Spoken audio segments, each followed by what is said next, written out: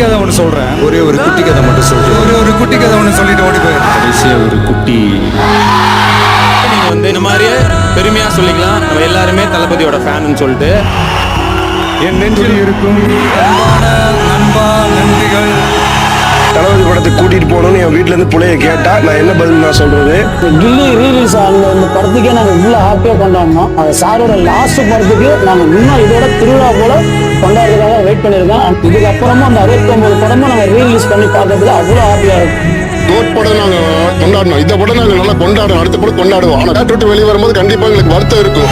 இவ்வளோ நாளா நான் தான் உங்களை என் நெஞ்சில் குடி வச்சிருக்கேன்னு நினைச்சேன். இப்போதான் புரியுது அது நான் இல்லை, நீங்க தான் என்ன உங்க நெஞ்சில் குடி வச்சிருக்கீங்கன்னு.